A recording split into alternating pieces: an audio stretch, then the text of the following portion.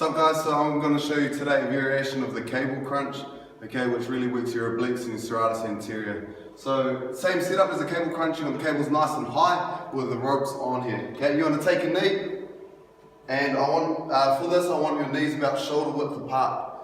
Okay, as with the cable crunch, you're coming down and coming up. The variation here is I want you to go right elbow to left knee and left elbow to right knee. Okay, really squeezing, focusing on that pinch. So here, come down, squeeze and up, down and up. Okay, nice easy superset is where you can tie in some normal cable crunches with that. So, cable crunch, left, right, cable crunch, and so forth. Nice variation, get it done.